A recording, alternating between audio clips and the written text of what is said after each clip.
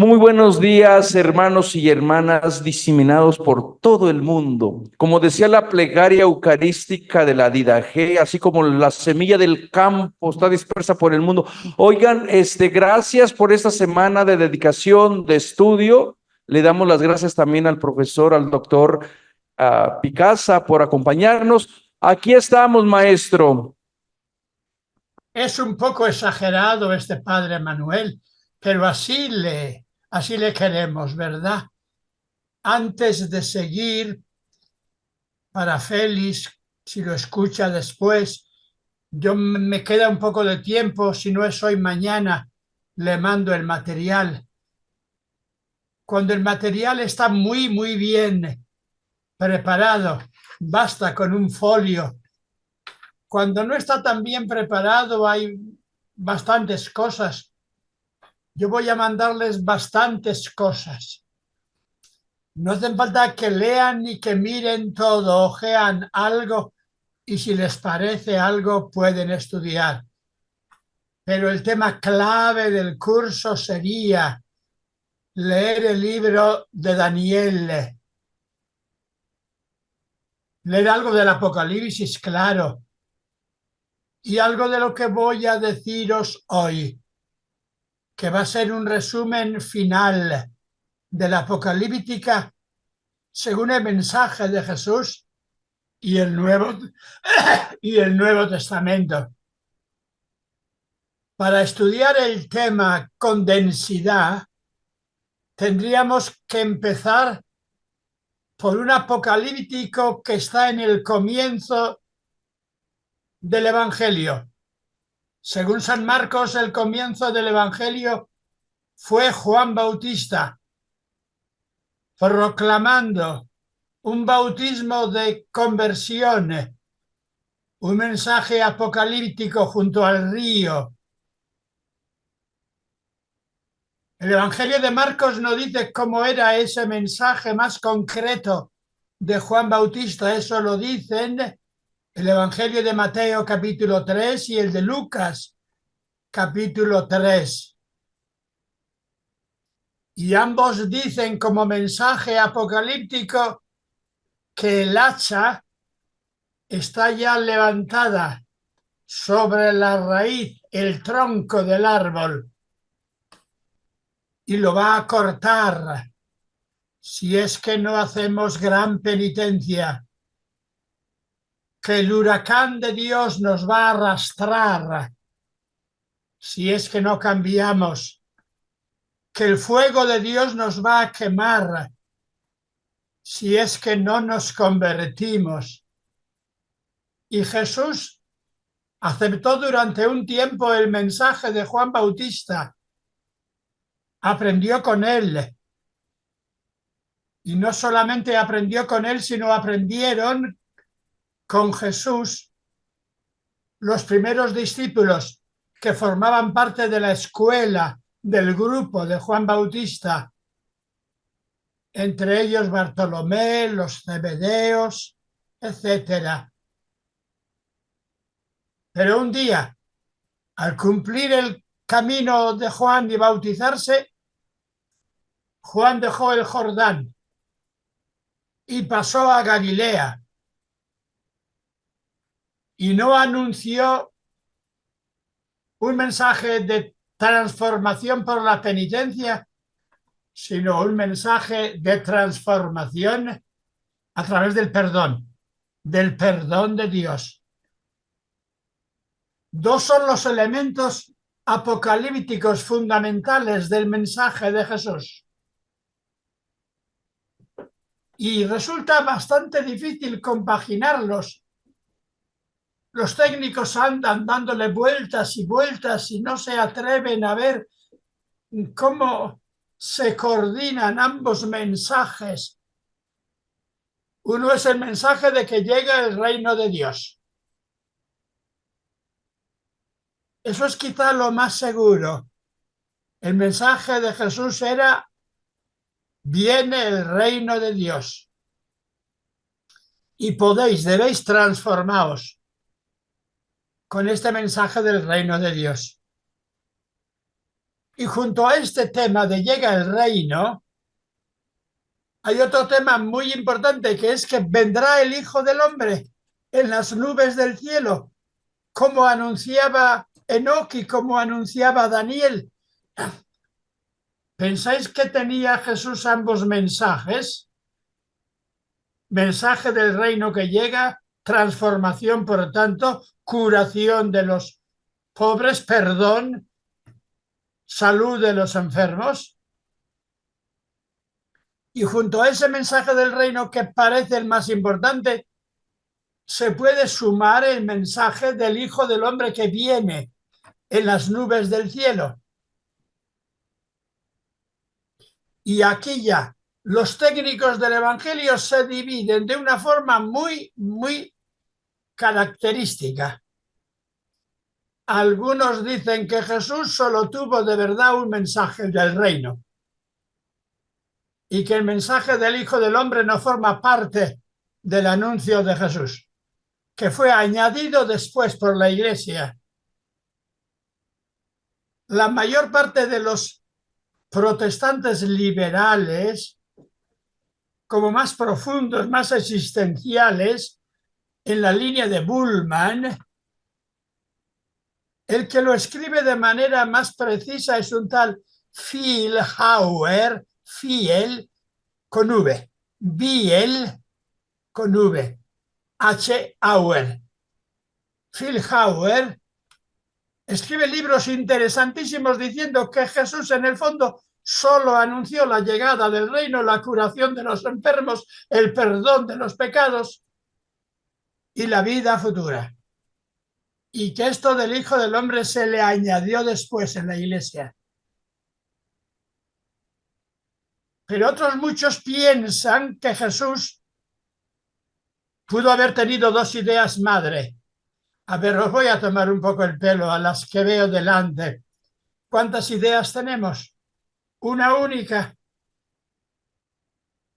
¿O podemos tener dos ideas que parecen un poco distintas, que a veces son difíciles de compaginar, pero dos ideas?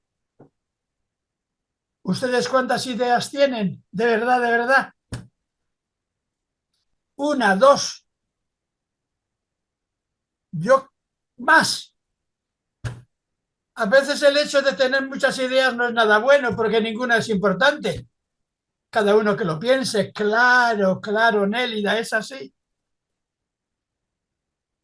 Yo creo que Jesús tenía varias ideas, que tenía quizá dos fundamentales. Una, el reino de Dios. El reino de Dios es curación y perdón y camino de vida para todos. Pero al mismo tiempo tenía la idea, el fondo del Hijo del Hombre que viene en línea apocalíptica. Aunque no es fácil compaginar ambas ideas. Os dejo el tema ese abierto. Lo he desarrollado por lo menos 300 páginas en un libro titulado La historia de Jesús. Y no sé si me aclaré al final. Y junto a estas dos ideas, para conocer el mensaje apocalíptico de Jesús es fundamental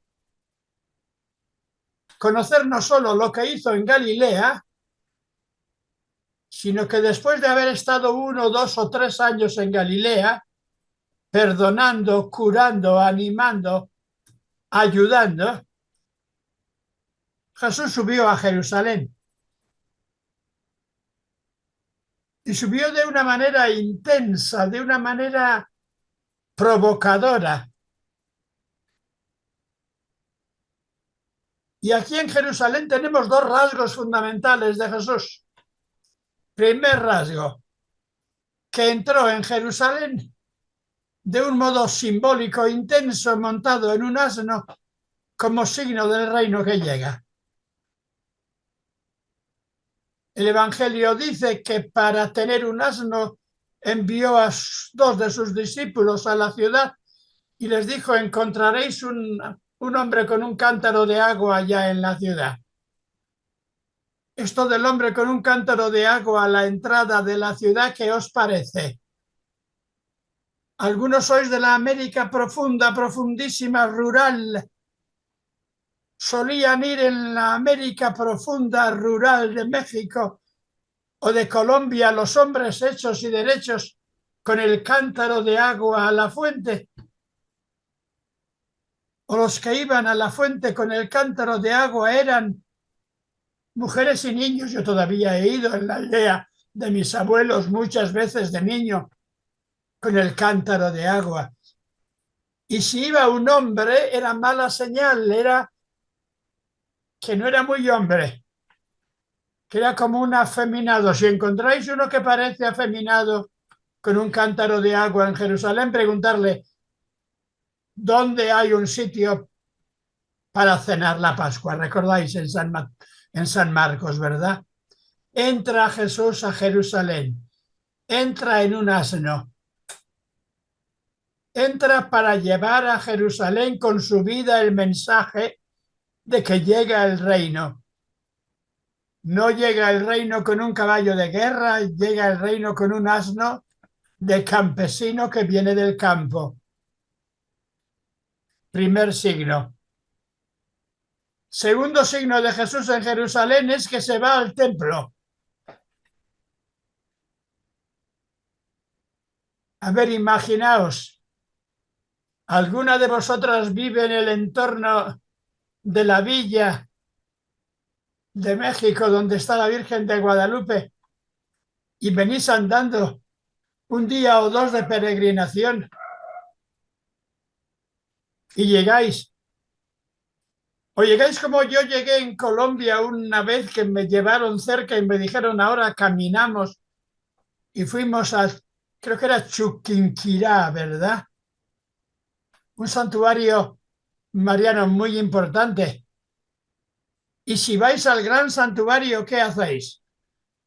¿Os quitáis la gorra si la lleváis? ¿Hacéis el nombre del Padre? Quizá vais arrodillados un tiempo para entrar en el santuario. Y va Jesús al templo y en vez de ir a rezar al templo y decir, vamos a rezar,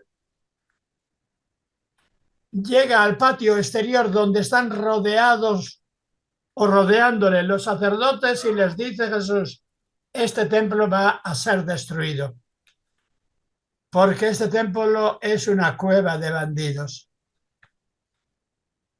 El segundo signo de Jesús es decir que lo mejor que le puede pasar a aquel templo, que es que se destruya, que se caiga, que no es un templo para bien, que no es una casa para Dios, que no es una casa para rezar, sino que es una cueva de ladrones reunidos para robar. ¿Y os parece bien que Jesús vaya al templo de Jerusalén diciendo eso? A mucha gente le pareció muy mal, muy mal. O sea que Jesús va a Jerusalén diciendo, este viejo modo de buscar el reino ha terminado, señores. El reino no viene ganando una guerra, imponiendo un imperio. El reino viene de otra manera distinta. Segundo, el reino no viene a través de estos grandes monumentos del orden sagrado, entre ellos el templo de Jerusalén. El templo viene de otra manera. Ante este Jesús hay dos o tres posibilidades. Una, la más normal, es reunirse y pensar, este tipo, digo una palabra castellana de Castilla, este tío está loco. Le declaramos loco. Le llevamos al manicomio más vecino o a la cárcel más vecina o le dejamos que ande por ahí. Está loco. O decimos es un hombre peligroso. Peligrosísimo, señores. Porque encima trae un grupito de discípulos. Viene en un asno y parece que es inocente y sin embargo es peligrosísimo. Viene y se planta a la entrada del templo y dice que este templo tiene que ser destruido. Peligrosísimo.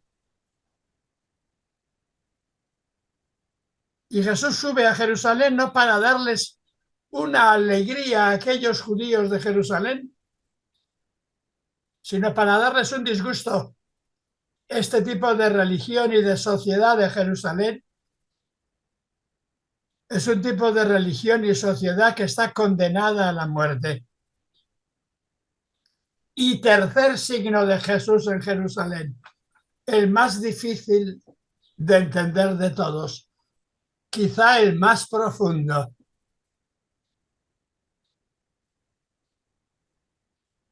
Jesús se reúne con aquellos que vienen con él y tiene la certeza de que le van a perseguir, de que le pueden matar. Y les convida a cenar juntos la última cena en nombre de Dios. Y en la última cena en nombre de Dios les dice: el camino del Hijo del Hombre no es haber venido a Jerusalén con 14 legiones de ángeles o de soldados para conquistarla. El camino de Dios es venir desarmados, compartir juntos la vida y entregar la vida unos por los otros. El signo que yo traigo es la vida compartida. La vida que yo os ofrezco. La vida que me van a quitar. Todo eso que celebramos en la Eucaristía todos los días o un día a la semana o el tiempo en que compartamos una Eucaristía. Tenemos, por tanto, en Jesús lo que pudiéramos llamar una apocalíptica concreta, apocalíptica viva. Él mismo es la señal apocalíptica. Nosotros somos una señal para otros, una señal de la venida de Dios. Jesús era señal de la venida de Dios.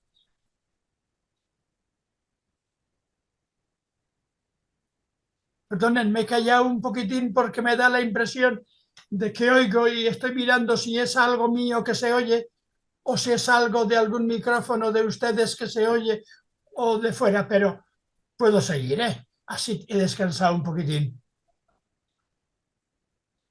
¿Alguien escucha el micrófono por ahí? No se escucha, ¿verdad? A ver si es los niños que están fuera, porque hay una calle aquí más o menos y a veces vienen niños y juegan y no se les puede echar una piedra, ¿verdad? Bueno, vamos a quedar así. Jesús viene siendo señal de Dios. Entra en Jerusalén trayendo la palabra de Dios. Este viejo mundo acaba. Viene ante el templo de Jerusalén diciendo: este viejo templo acaba. Tenemos que empezar un camino nuevo. Y a mí me pueden matar. Y si me matan, yo entrego mi vida por vosotros y por el reino que llega. De tal manera que la señal eucarística, la más importante, es el comer juntos, recordando a Jesús y poniendo cada uno la vida a disposición de los demás. La señal del reino es dar la vida unos por otros. No sé si habéis visto esta señal un poco rara que algunos sabios de París han puesto en la ceremonia de inauguración. Javier, Dime. solo un minuto, me voy porque llegan a -20. Sí. Ten cuidado de las dos. Si ves que eso, baja corriendo, ¿eh? Sí. Vale, venga, hasta luego. Vale. Llega Mabel que tiene que ir porque le vienen a llamar. Una casa es siempre así, a no ser que te vayas al desierto puro, ¿verdad? Gracias. O sea que el signo apocalíptico de Dios es su subida a Jerusalén.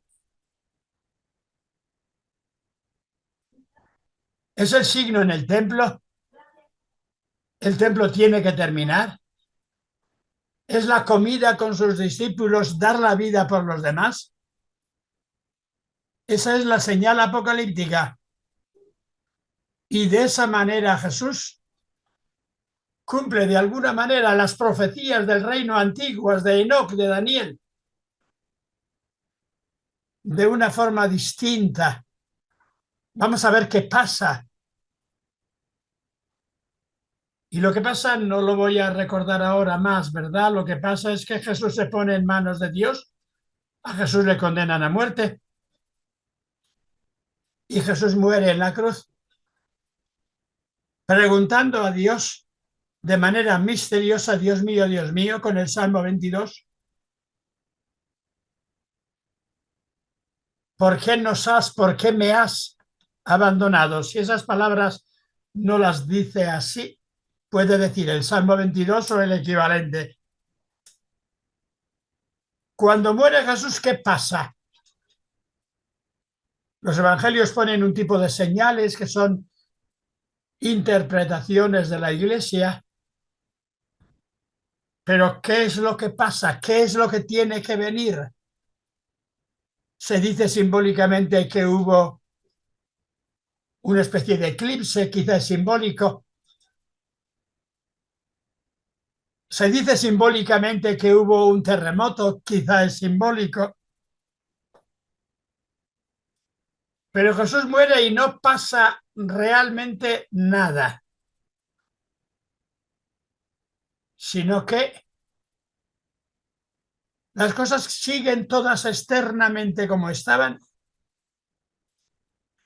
Y los sacerdotes del Sanedrín dicen que hay que enterrarlo porque manda la ley enterrar a los crucificados, porque un crucificado no puede estar sometido al aire y a los fenómenos atmosféricos, porque es un tipo de maldición ver un cadáver colgando de un madero, y entierran a Jesús.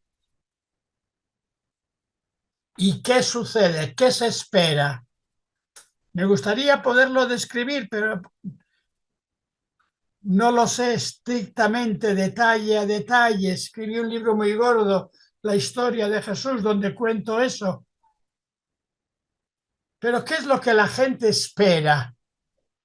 Los 12 discípulos esperan, después de la muerte de Jesús, que venga Jesús gloriosamente, triunfantemente, y que les instaure a cada uno sobre un trono, sobre 12 tronos, para reinar y gobernar sobre las 12 tribus de Israel.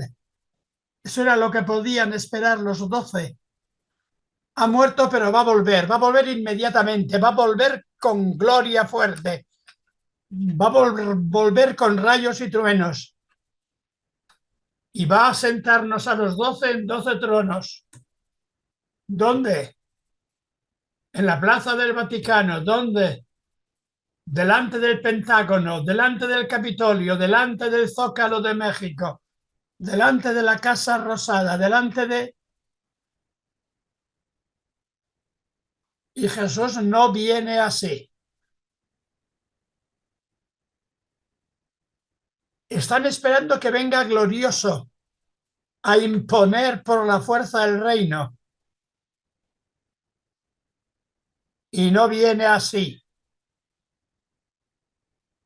Y los primeros cristianos estuvieron mucho tiempo esperando la gloriosa venida de nuestro Salvador Jesucristo, como la seguimos esperando nosotros, y no ha venido así, externamente, con rayos y truenos.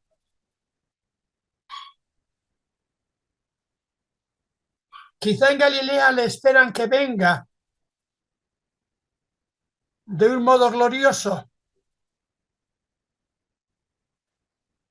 Y tampoco viene gloriosamente, al menos a la vista de todos.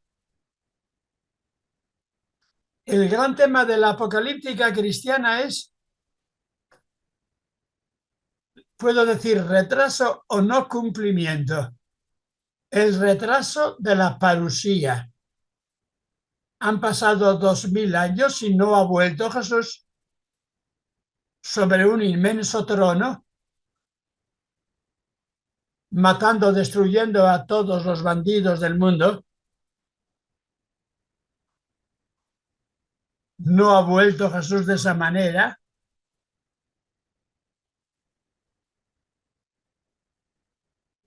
Quizá había otros que le esperaban de un modo algo distinto, unos parientes suyos, los hermanos de Jesús, que esperaban que volviera como maestro sobrenatural, no como este pobre maestro que está diciendo unas palabras a través de unas ondas electromagnéticas y me veis de diversos lugares, sino viniendo allá arriba como un inmenso rayo de luz, parando todos los motores de esta historia humana. ¿No ha venido Jesús así? Externamente ha dejado las cosas como estaban. Se dice en la segunda carta de Pedro, que es una carta tardía del Nuevo Testamento, no ha pasado nada. Dicen por ahí que le han visto, pero no ha pasado nada. Dicen algunas mujeres que le han visto, pero no ha pasado nada. Externamente no se ha cumplido la parusía externa de Jesús.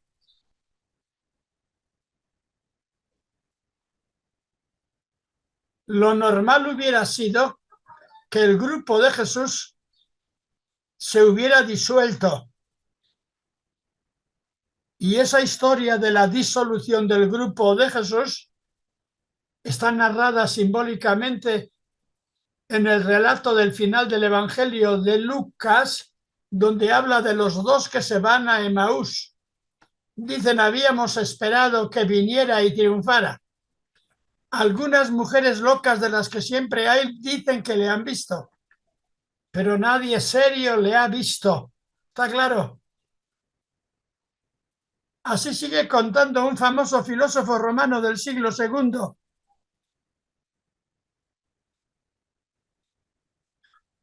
Siguen diciendo los cristianos que Jesús anda por ahí, pero debe estar muy escondido porque no ha llegado,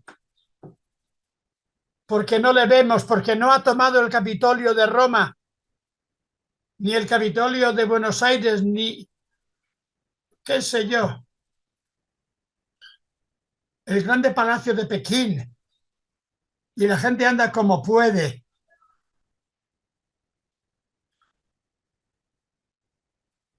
¿Cuándo cambian estas cosas? ¿Cómo empieza un pequeño cambio del cual vivimos todavía? No lo podemos decir con toda seguridad, pero el cambio está vinculado a tres mujeres. A tres mujeres que van, como es lo normal, al lugar del sepulcro de Jesús cuando pasan 3 días, los 3 días reglamentarios, pasa el sábado, y van con unos aromas a rezar, y si pueden, a abrir el sepulcro de Jesús y a ungirlo antes de que se descomponga. Y no encuentran nada. ¿Cómo se entiende eso de no encuentran nada? No hay nada o no saben mirar. Y si no hay, ¿por qué no hay nada? Porque lo han robado. Así dice el Evangelio de Juan, que dicen los sacerdotes. Dicen por ahí que unos discípulos de Jesús han ido y han robado el cadáver. Porque matar a una persona es bastante fácil. Lo difícil es hacer que desaparezcan las pruebas, el cadáver.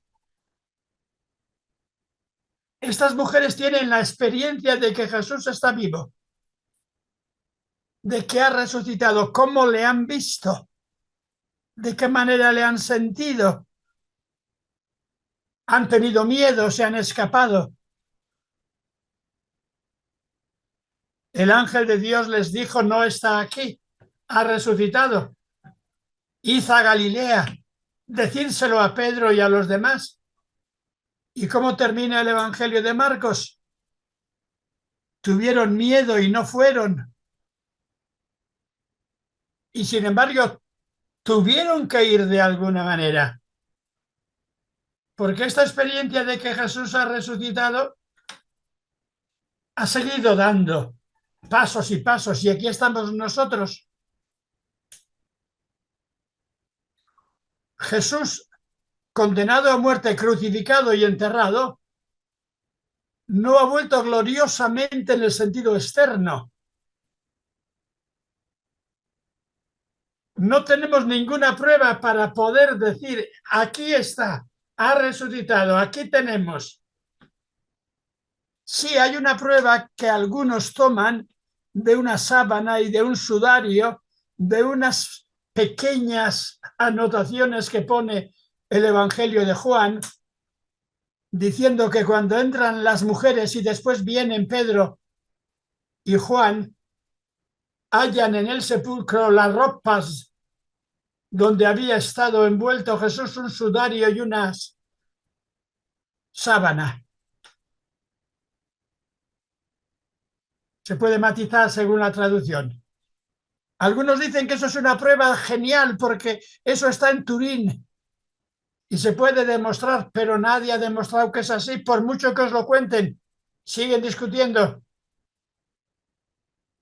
La llamada sábana santa, Santo Síndone de Turín, es una reliquia muy bonita, muy preciosa, lo más seguro del siglo X, XII, XI. Algunos dicen que tiene polen de aquella zona del siglo I de nuestra era, pero nadie lo ha demostrado.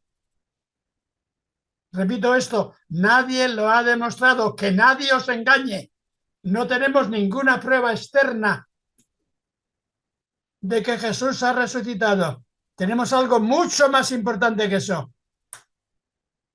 Infinitamente más importante.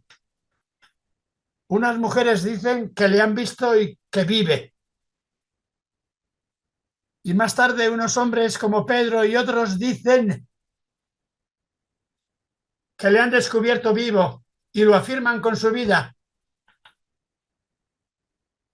Y el único testimonio que tenemos es ese del testimonio de otras personas que dicen, o de mi propio testimonio, que digo, yo vivo porque creo que Jesús muerto y enterrado está vivo.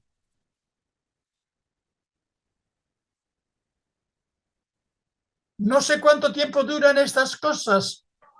Litúrgicamente duran 3 días, ¿saben? Pero esto de los 3 días es una simbología misteriosamente importante. 3 días, le matan el viernes, está enterrado todo el sábado y resucita el domingo. ¿Pero se pueden contar así esos 3 días? De ninguna manera. Los 3 días son el tiempo de cambio radical, que no se cuenta en años de este mundo, se cuenta de otra manera.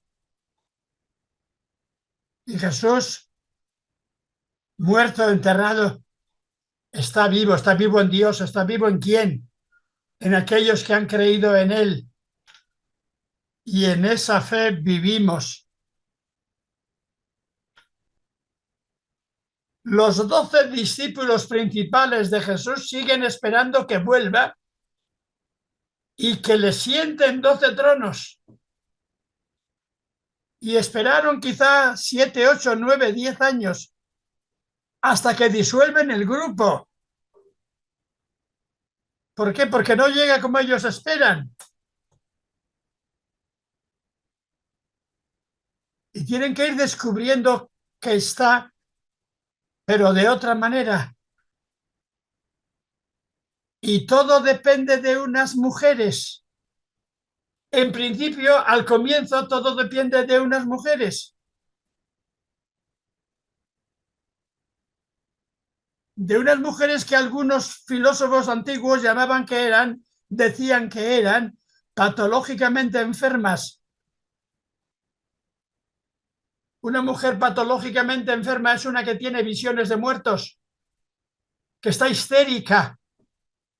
Y Magdalena y las otras dos mujeres amigas que descubren que Jesús está vivo en ellas y lo dicen y logran de alguna manera convencer a Pedro y a otros, tienen esta histeria pascual. Esta histeria pascual es una pura enfermedad o es la gracia suprema de la vida. No una histeria de muerte, sino una transformación de conocimiento vital. Y nuestra vida distinta es testimonio de que Jesús está resucitado. Y por tanto la resurrección solamente se puede afirmar y acertar por fe. La fe, que es más importante que todas las pruebas matemáticas. ¿Qué me importa una prueba matemática, una prueba física? La prueba matemática o física queda ahí fuera. La única prueba somos nosotros, las personas. Si estamos cambiados, transformados, si nuestra vida es testimonio de la vida de Jesús, que vive en nosotros. ¿Cuánto tiempo duró esta transformación de los discípulos hasta que al final creen? Pues yo no lo sé. Si decís 3 días, digo bien. Si decís un mes, digo bien. Si decís un año, digo bien. Si decís varios años, digo bien también. Porque esto no se cuenta así por años. Estas mujeres logran cambiar la mente y el corazón de algunos hombres, de algunos antiguos discípulos de Jesús, básicamente de los 12. Básicamente. Y logran, de alguna manera, hacer que este virus pascual pase a unos llamados helenistas, porque los judíos de Jerusalén, la mayoría, dicen que sí, que se convirtieron unos cuantos, tal como lo narra el libro de los Hechos, pero eso es una narración más o menos simbólica. Lo que nos queda claro es que al cabo de poco tiempo, a los 2 años, hay bastantes judíos llamados helenistas que han venido de la diáspora, que han venido a Jerusalén a ver cómo van las cosas por allí y encuentran en Jerusalén que dicen que un tal Jesús ha resucitado y que ellos lo sienten resucitado y que ellos se dejan transformar por esta experiencia de la resurrección. Los llamados helenistas, entre los cuales el más importante es Esteban, que empezó a decir en Jerusalén con toda fuerza a los jefes de la sinagoga: le habéis matado, le habéis condenado, y sin embargo está vivo.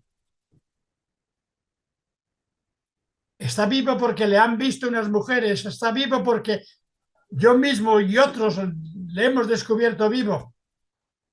Y lo empieza a decir con gran fuerza. Y hay gente que se enfada muchísimo.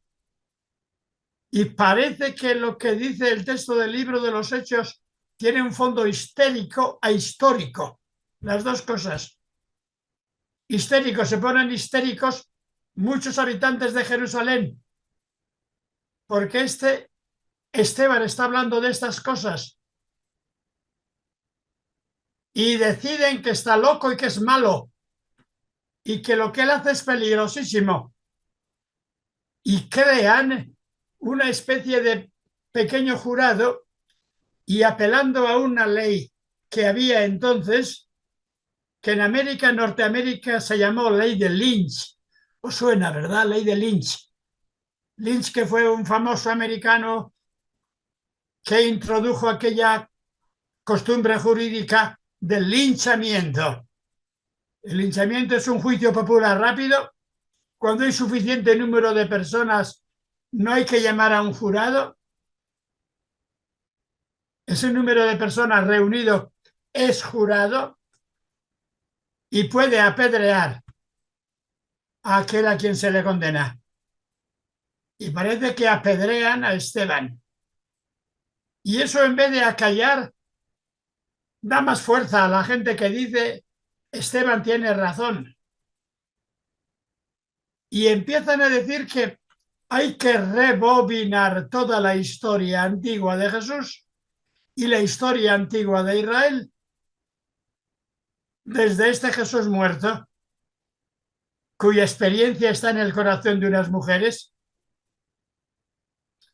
La palabra rebobinar os suena, ¿verdad? Rebobinar toda la historia anterior, verla de manera distinta, ver de manera distinta la historia de Abraham y los patriarcas, la historia antigua de David y los reyes, la historia antigua de los sacerdotes del templo. Toda la historia tal como nos la han contado es mentira. Perdonad que cuente una anécdota, por favor, ¿eh? Soy pesadísimo contando anécdotas, pero es de esas que me ha marcado. Yo estaba en un pueblecito de Cantabria, la montaña durísima del norte de España, porque habían desterrado a mi madre, que era de una tendencia política distinta de la de aquellos que ganaron la guerra. Y estaba allí desterrada y estábamos desterrados, por así decirlo. Y allí había un cura desterrado también, un sacerdote desterrado, que nos enseñó a tres algo de curso para que pudiéramos irnos a examinar por libre a la capital, que era Santander. Y nos hizo aprender de memoria, al pie de la letra, la historia nacional de España. Cuando España ha cumplido su vocación, cuando ha sido un pueblo sano y perfecto, cuando ha tenido buenos gobernantes, cuando ha hecho lo que había que hacer, matando a moros, expulsando a los judíos y conquistando muy ambiguamente las tierras de América. Y había, por tanto, una historia que era la canónica. Y aquel cura que estaba allí desterrado, a tres chavales de 10 y 11 años, al acabar el examen nos puso en pie y nos dijo así: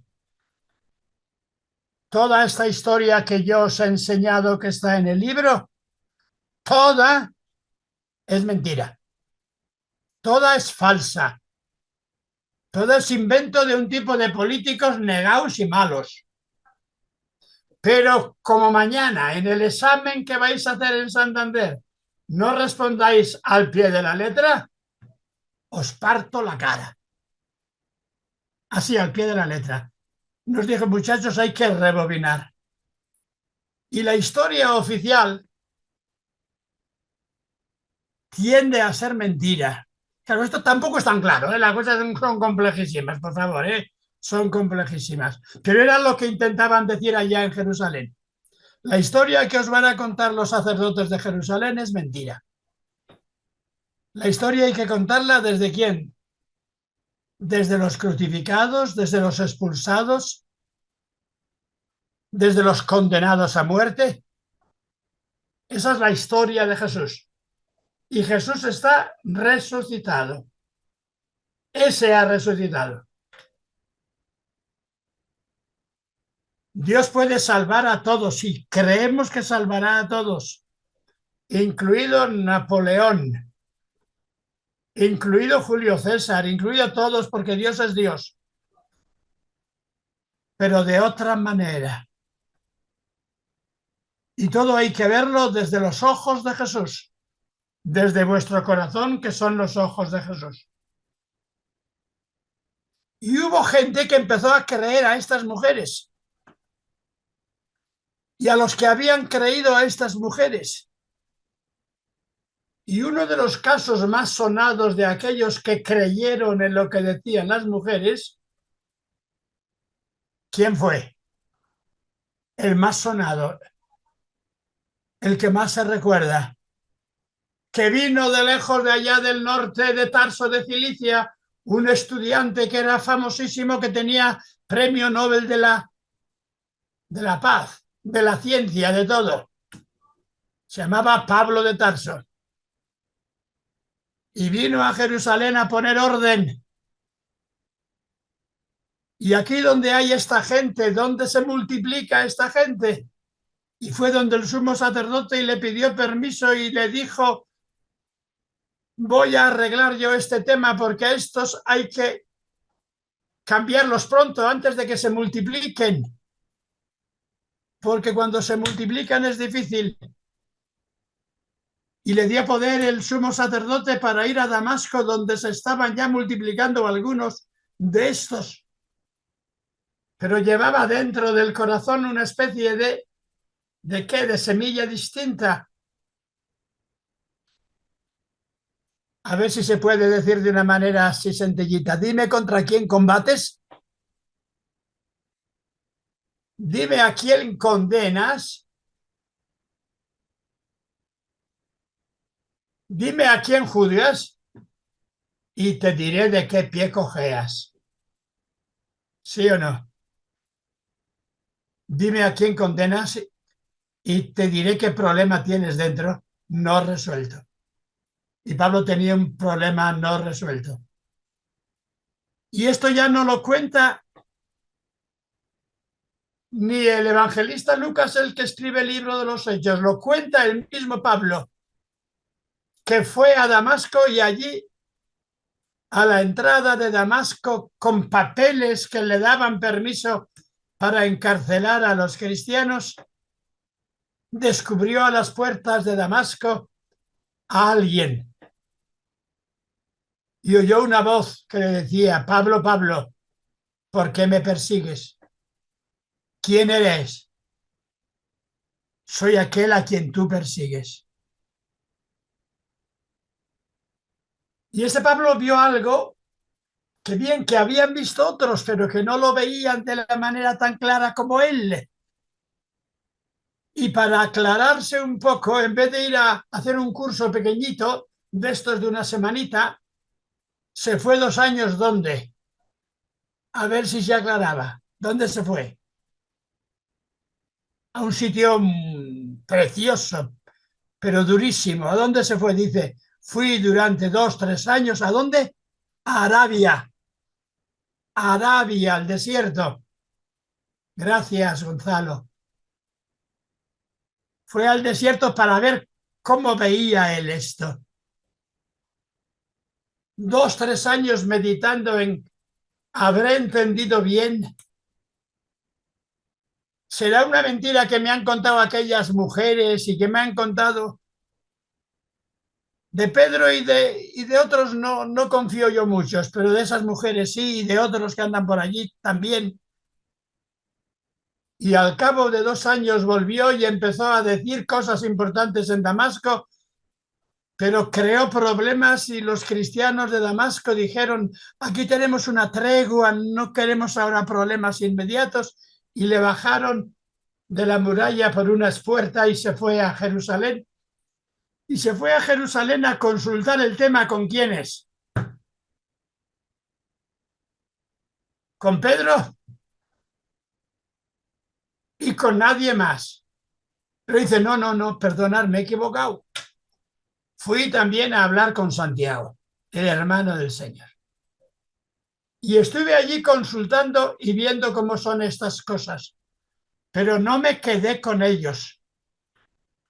O sea que no veía claro algo de por dónde iba Pedro a los 12, que Pedro y los 12 seguro que andaban pensando todavía en 12 tronos, que vendrá Jesús y nos levantará y nos sentará a derecha e izquierda en el reino de Dios, como los zebedeos. Y tampoco le convenció lo de Santiago, porque le dio la impresión de que este Santiago en el fondo le pareció que no andaba muy claro con esto de Jesús, que en el fondo confundía lo de Jesús con la ley de Israel. Y además empezó a cambiar las cosas en Jerusalén, dice el libro de los Hechos, pero vio que no le hacían mucho caso y se fue hacia su tierra para ver si veía claras las cosas y se podían precisar las cosas. Y fue hacia Tarso de Cilicia. Pero las cosas allá en el entorno de Jerusalén siguieron dando vueltas. La gente se fue aclarando sobre cómo eran las cosas de Jesús, la resurrección de Jesús, porque estos cambios tienen que hacerse de pronto, de repente, pero duran un tiempo, duran años. Todo eso lo he escrito un poco en un libro que creo que os cité, que se titula algo así como Compañeros y amigos de Jesús. La Iglesia en el principio. Y me esfuerzo por comentar esto con citas, con alguna palabra hebrea para despistar, con alguna palabra en griego también para decir, oye, que yo sé un poco de griego, pero esto es para despistar, ¿eh? Un libro titulado Compañeros y amigos de Jesús. Y he intentado contar las cosas que debieron pasar, contar las cosas de las mujeres, cómo lo contaron, cómo les creyeron o no. Como dice el relato de Lucas de lo de Emaús, que las mujeres estaban locas, como dice Marcos, que no fueron o no les creyeron los 12 en Galilea,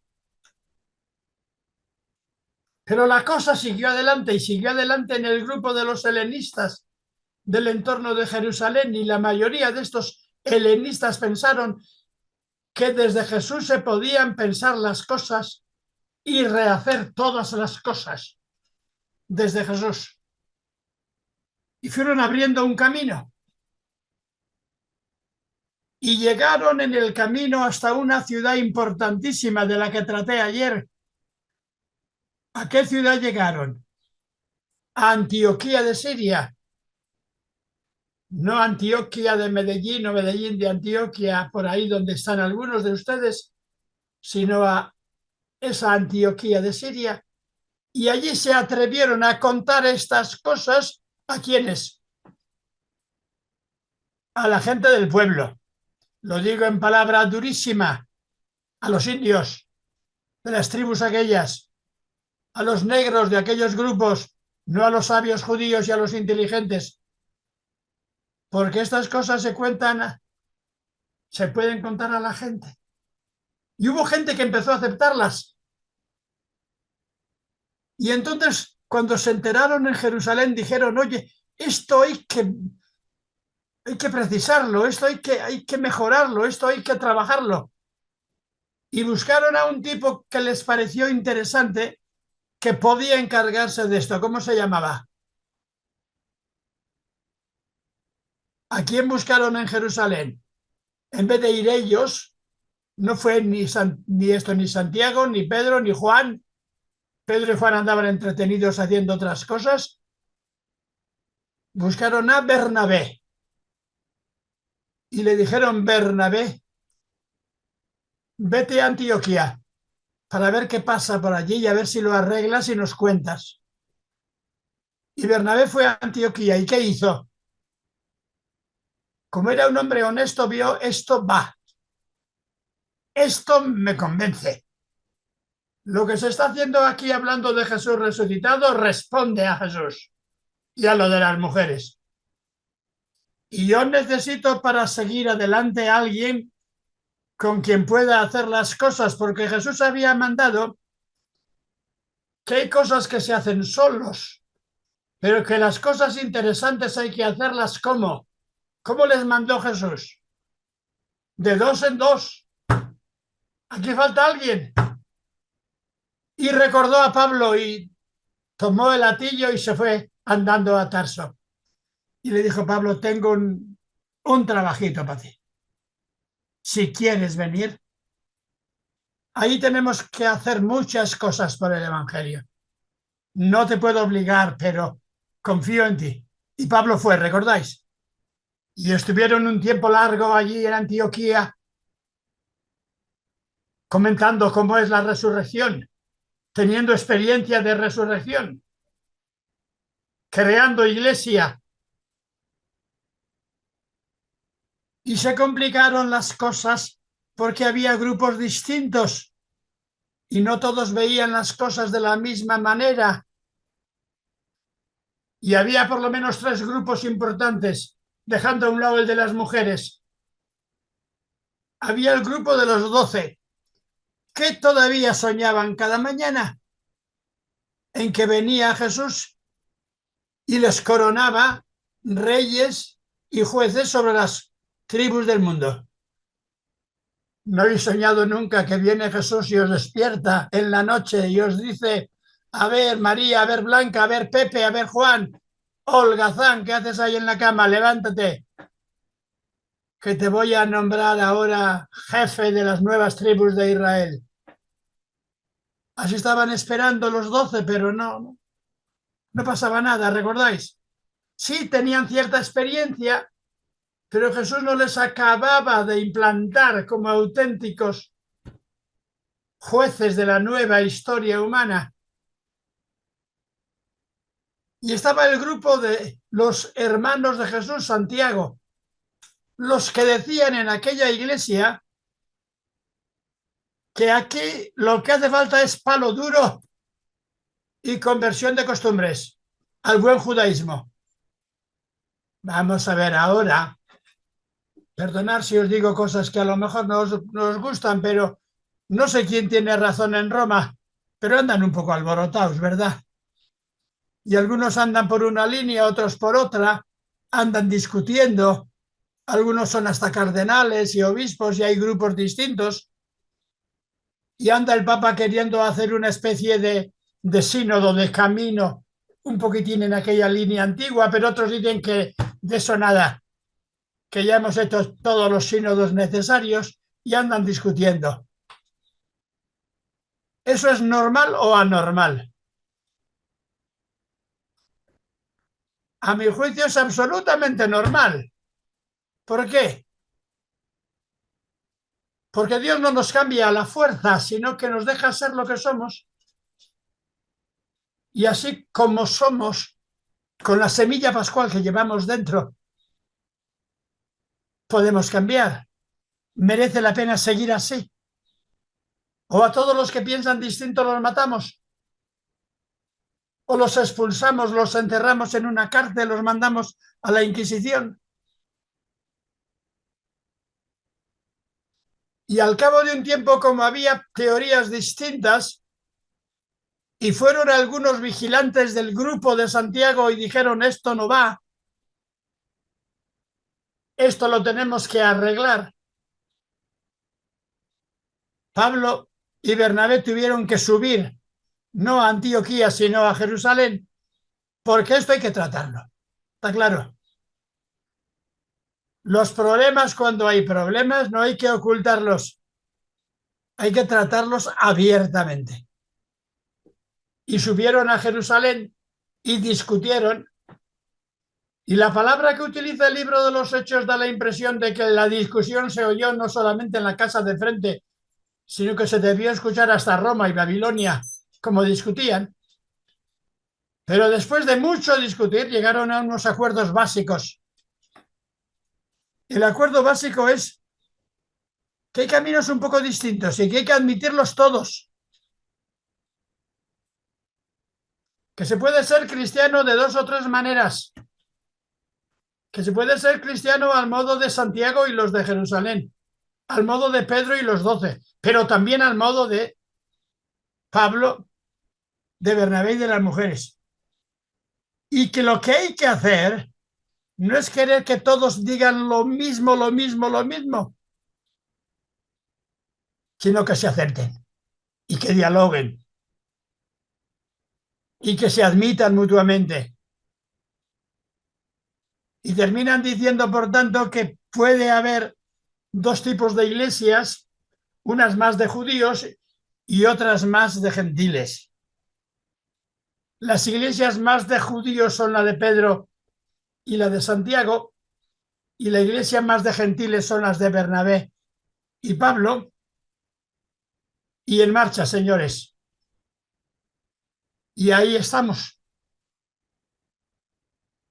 Hubo un concilio, por tanto, que no impuso un tipo único de iglesia para todos, sino que dejó tendencias distintas en diálogo. ¿Y el camino que mejor conocemos, por gracia o por desgracia, cuál es? Hubo otros caminos, de gnósticos, de mujeres, por lo menos hay 6 o 7 caminos. Yo en ese libro que he escrito sobre compañeros y amigos de Jesús, en otro que escribí de una traducción de un francés, le hice una introducción sobre las iglesias del principio, distinguiendo unas 7 iglesias con tendencias distintas, pero que dialogaban entre sí y que se querían.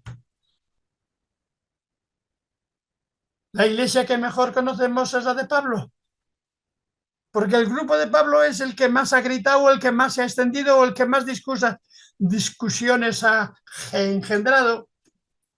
Y en el grupo de Pablo conocemos una cosa interesantísima, y he traído aquí la Biblia y tengo aquí apuntados los sitios, pero ni voy a abrirla. Voy a hablar así de memoria, aunque me equivoque un poquitín. Después en los folios que os mande viene todo detallado. El primer lugar donde fue Pablo a misionar, después de decir unos, otros y otros, después de discutir muchísimo con Pedro, porque en el concilio decretaron que lo de Pedro bien, que lo de Pablo bien, y al cabo de un tiempo Pedro dijo, me voy a Antioquía, y se fue allí. Y al principio andaba el hombre muy normalito, muy comiendo con todos y hablando con todos. Pero al cabo de unos meses llegaron delegados de Jerusalén y le dijeron, oye, que eso nada. Esos son cristianos, pero tú eres judeo cristiano. Y no puedes comer comida kosher, que no sea kosher. Es decir, no puedes tomar cerdo, ¿está claro? Y tienes que limpiarte las manos según el orden determinado. Y dice Pablo que se enfadó muchísimo porque dijo, la esencia de la iglesia consiste en ¿qué? En poder comer juntos todos. ¿Que puedes tener ideas un poco distintas? Vale. Pero si no comes junto con los demás, y comer junto con los demás es mirarse y abrazarse y hablar y compartir la comida, si no comes junto con los demás, esto no marcha. Esa palabra en griego se llama synesthein. Synesthein, sin es con, igual que sínodo, hacer camino o dos juntos. Synesthein es hacer comida juntos. No declarar a unos impuros y a otros puros. Y ese tema de comer juntos, compartir la comida, pues llevamos 2000 años con él. Pero lo hemos cumplido a medias. Porque sí, decimos que tenemos la Eucaristía juntos, pero es una comida pequeñita y simbólica, buenísima, genial. Pero no es lo que se dice comer juntos, sentarnos juntos, abrazarnos juntos. Comer juntos los mismos frijoles con los mismos pimientos o chiles. A no ser que me haga daño al estómago, Porque dice el Evangelio de San Marcos, cuando viene a esto se puede comer todo. Todo aquello de lo que puedas hacer bien la digestión. ¿Está claro? O sea que si no haces bien la digestión ni te dice el médico, oye, mira, que esa comida... A mí me ha dado un disgusto el médico el otro día que le dije, señor, pero mire, que somos amigos de toda la vida. ¿Cómo me dice usted esto? ¿Es que le he mirado el análisis? y su análisis me está cambiando y tiene usted una serie de arritmias y de cosas, pero de hoy en adelante, hasta propia nueva orden, no me come usted un plátano.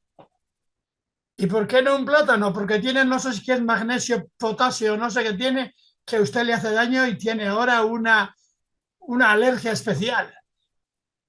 Pues por tanto no comemos plátano, ¿verdad? ¿Qué más me da? Iba a decir. Pero bueno, se puede comer todo aquello que no te haga daño al estómago, porque eso es tema de estómago. Y si te hace daño a la cabeza, cambias la cabeza. ¿Está claro? Y la cabeza consiste en poder comer juntos. Pero claro, comer juntos un blanco y un negro en ciertas zonas de Estados Unidos, difícil lo veo, ¿verdad que sí? Y comer blancos y juntos una comida compartida de África y de Salamanca, difícil lo veo. Y mueren de hambre cada día unos cuantos miles de personas, mientras a otros les sobra comida, difícil veo el Evangelio, ¿verdad? O sea que la esencia del Evangelio es poder compartir la vida juntos, vivir unos con otros, formando un cuerpo, un soma, un cuerpo. Y se separaron Pedro y Pablo. Llegaron a la conclusión de que estando juntos iban a reñir toda la vida. Y estando separados, a lo mejor al cabo de un tiempo podían darse un abrazo. Y Pablo fue por un lado y Pedro se quedó en Antioquía y andan por ahí caminando, ¿verdad? Bueno, y de Pablo conocemos una carta rapidita. Esto pasa al año 49-50 y el año 51-52 Pablo anda en Tesalónica y crea una comunidad en Tesalónica y les cuenta las cosas a los de Tesalónica. Y cuando cree que ya están bien asentados y les ha dado el cursillo, les dice, si tenéis algún problema me escribís. Y al cabo de poco tiempo le escriben y le dicen, Pablo, nos habías dicho que este mundo termina, que viene Jesús y que nos va a llevar a la gloria a todos. Y se nos está muriendo la gente. Por tanto, no es cierto esto que tú nos has dicho. Pensábamos que esto del Evangelio era para no morir y la gente se muere. Y Pablo les contesta una carta preciosa, el primer documento cristiano, primera carta a los tesalonicenses del año 51-52, donde les dice, acerca de la muerte yo me equivoqué un poco y no os lo conté bien todo. No os quise decir que nadie muera, porque hasta que venga Jesús seguiremos muriendo en este mundo. Pero no hay ventaja de aquellos que mueren sobre los que no mueren, ni ventaja de los que no mueren sobre los que mueren. ¿Por qué? Porque nosotros creemos que Cristo está resucitado, que está ya en la gloria de Dios. Y cuando Él venga, ¿cuándo venga? ¿Cuándo vendrá? Cuando suene la trompeta, recordáis, ¿verdad? Cuando venga el ángel y dé la gran señal. Cuando llegue el fin del mundo, nosotros los que estamos y estaremos entonces vivos, no podremos entrar antes, sino que resucitarán primero todos los muertos. O sea que hay resurrección de los muertos. Y después nosotros, los que estemos vivos, seremos llevados en la gloria con las nubes al cielo de Dios. O sea que San Pablo piensa entonces que quedan al mundo ¿cuántos? 10, 15, 20 años. Jesús no le dijo cuándo iba a terminar el mundo. Y si lo preguntó, le diría, Pablo, yo no cuento esas cosas, ni yo lo sé. Eso lo sabe Dios, ni lo saben los ángeles. Tú vive y ama y crea comunión en el mundo. Y Pablo supo que cuando venga Jesús, de manera final, resucitaremos todos. y que si hay algunos que siguen vivos cuando Él venga, serán vivificados y transformados.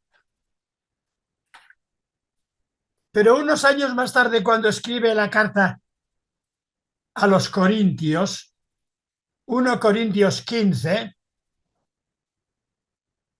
dice las cosas que ayer os expliqué y que voy a explicar hoy otra vez. Primera cosa que dice: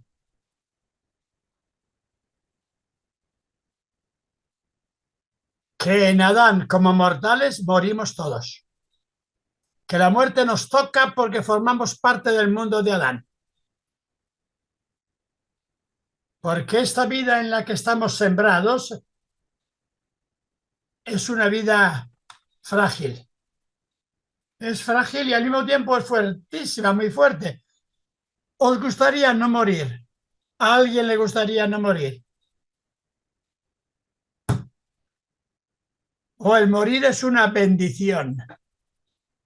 La mayor maldición sería en este mundo no morir. Es la maldición del judío errante, que está en todas las leyendas judías. De un judío al que le maldice Dios si tú dices no morirás. Y lleva 3000 años como un cadáver viviente dando vueltas por ahí. ¿Habéis visto esas películas de zombies que no acaban de morir? ¿Os parece bien eso? ¿O es bueno, cumplidos los días de la vida, en paz, si Dios quiere, morir en manos de la vida de Dios? Y resucitar cuando y donde Dios quiera. Por tanto, la muerte forma parte de esta vida. Y la muerte se puede convertir y tiene que convertirse en un don. Morir dando vida. Morir dando vida es vivir dando vida. Eso es lo único que se me pregunta. Y si os pregunta a vosotros, morir dando vida. Pues bien, así como todos mueren en Cristo, 1 Corintios 15, 27, todos seremos vivificados, recreados en Cristo. O sea que esta vida en este mundo, ¿cuál es la palabra que Jesús repite más? Es una semilla. Somos como un grano de trigo. Voy a cerrar un poco porque los niños se han callado, pero vienen ahora otros niños. Es un segundo, ¿eh? Hasta ahora, ¿eh?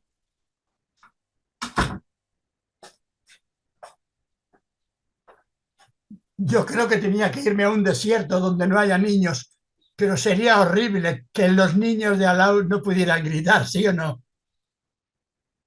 Aunque yo me ponga un poco nervioso y ahora acaban de entrar y bueno, les he cerrado la puerta.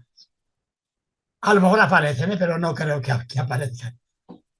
Porque no los vas a matar, ¿verdad que no? Y además están muy bien siendo niños, como tienen que ser.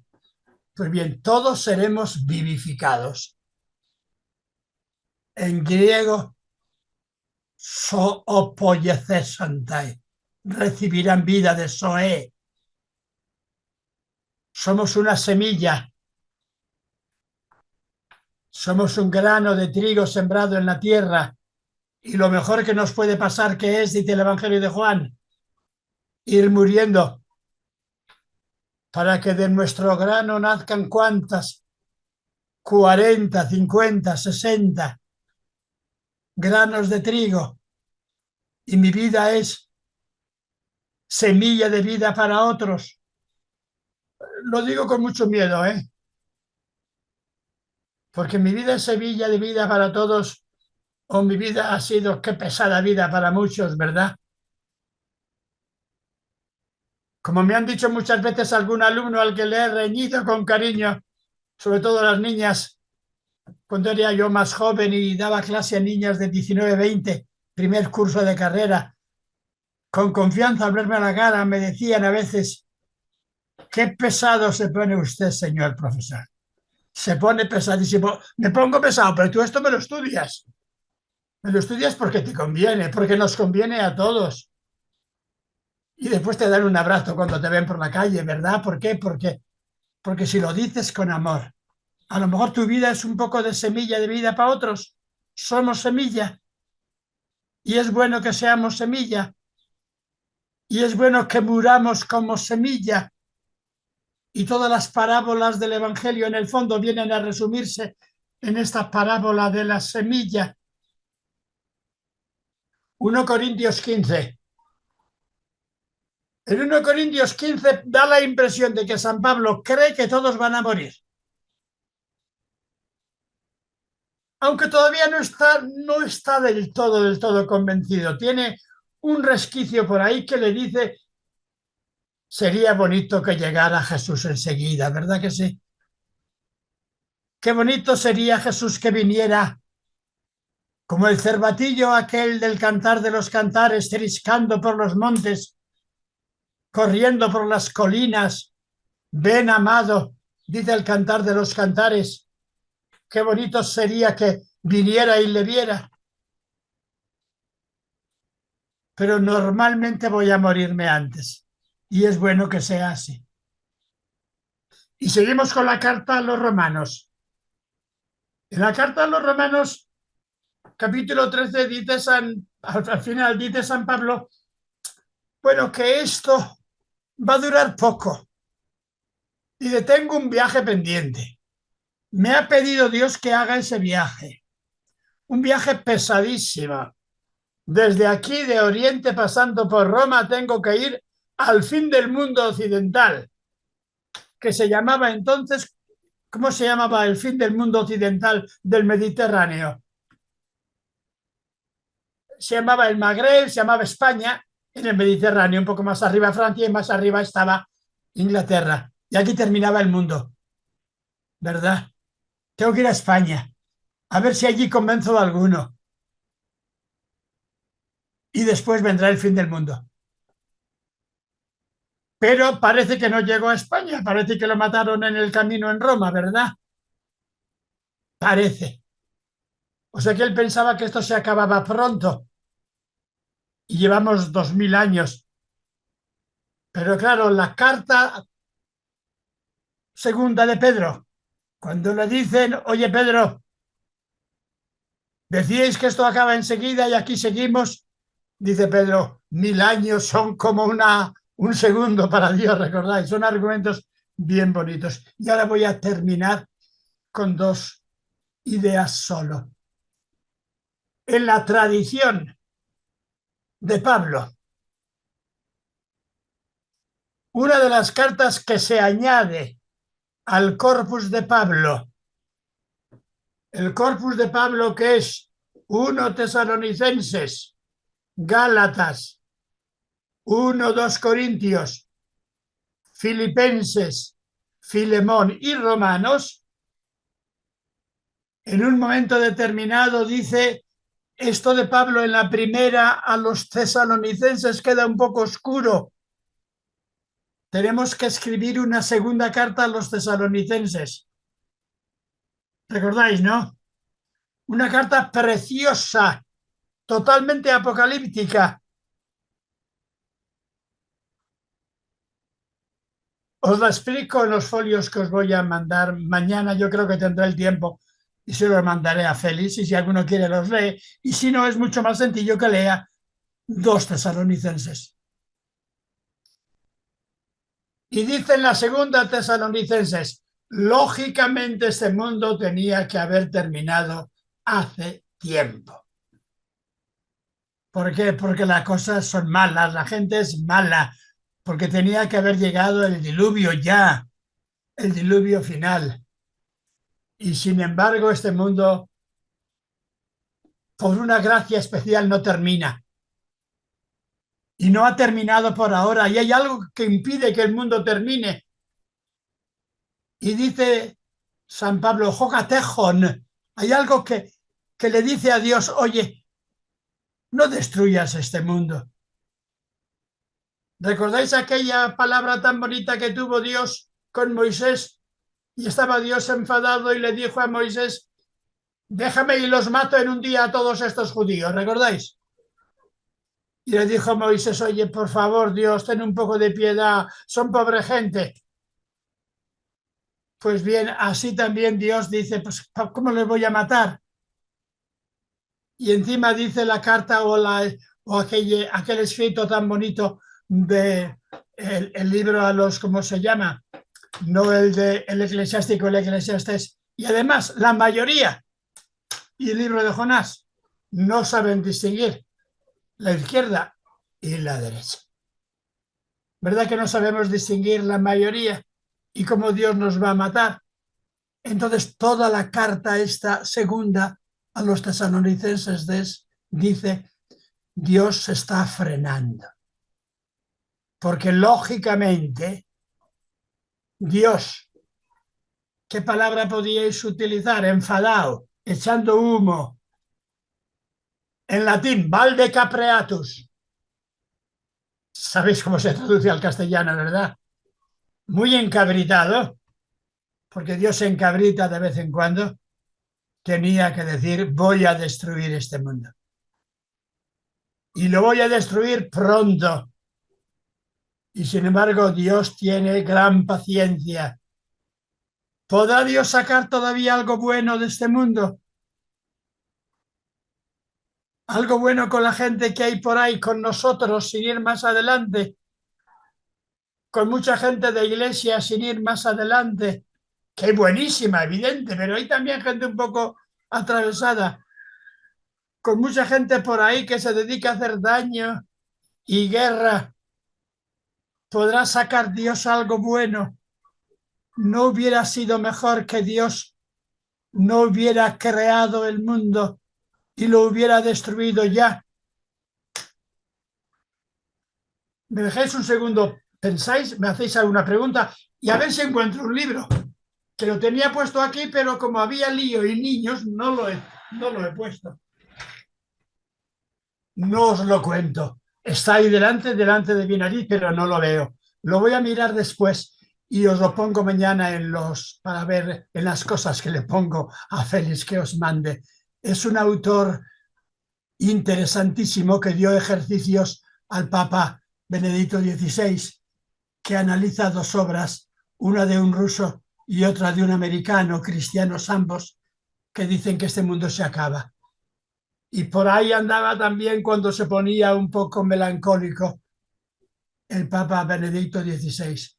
Es el libro que más se leyó en italiano hace 20 años.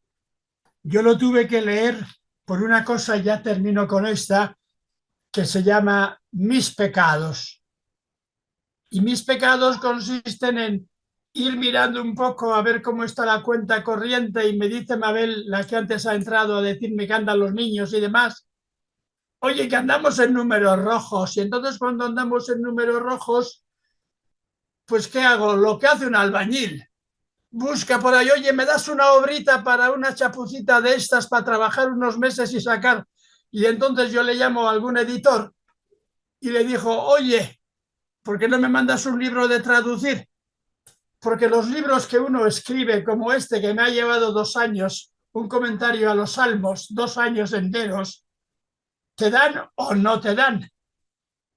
O no te dan porque solo te dan si se venden. No sé si me explico. Y te dan una miseria si se venden.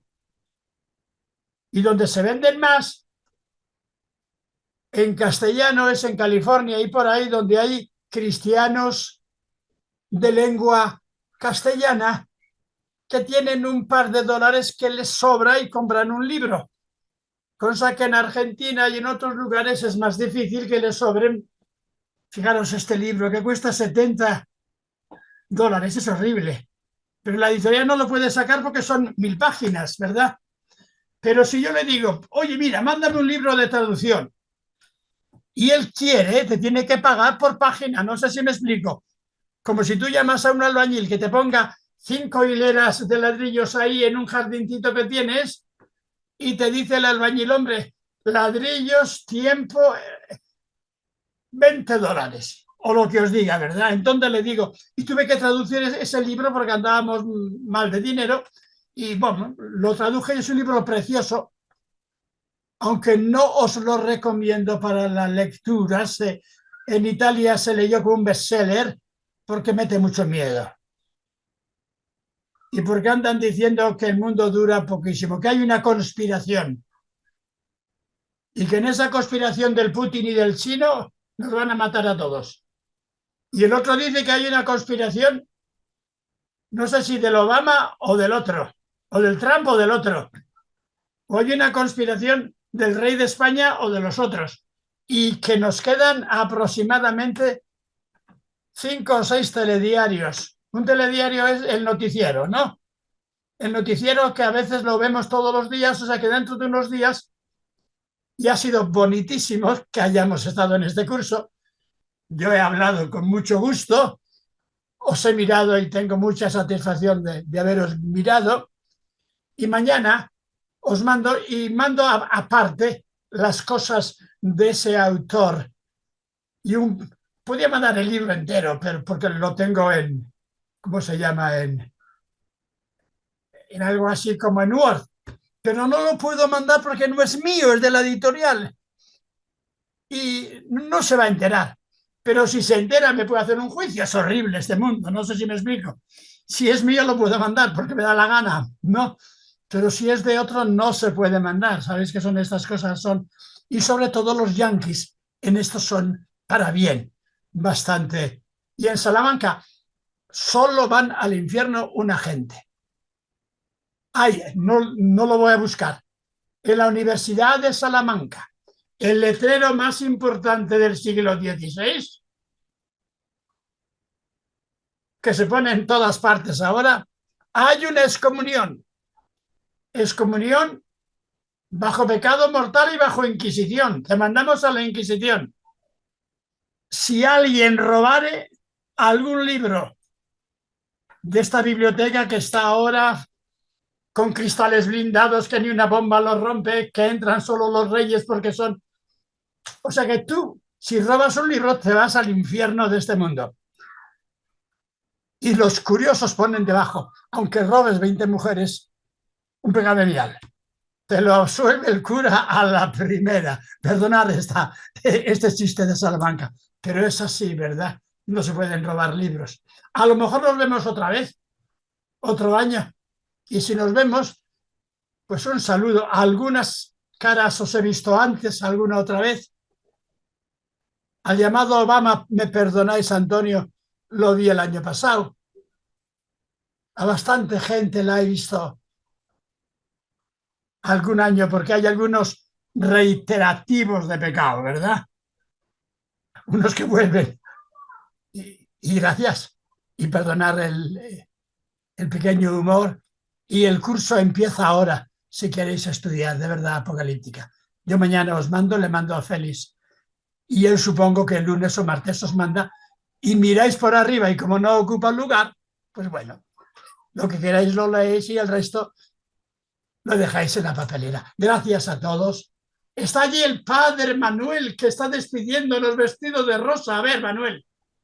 No queremos contaminar con preguntas su magistral cátedra.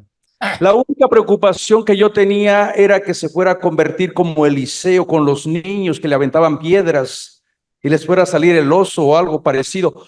Profesor, muchísimas gracias por su apoyo. No sabe cuánto se lo agradecemos. Gracias por su sabiduría y esperemos que nos sigamos encontrando por los caminos de la palabra. Y aquí tiene muchos seguidores, muchos devotos, tiene al Obama, tiene a Giselle, tiene a toda una comunidad asombrada. Muchas gracias y seguimos en contacto. Nos vemos a las 3 de la tarde, por favor.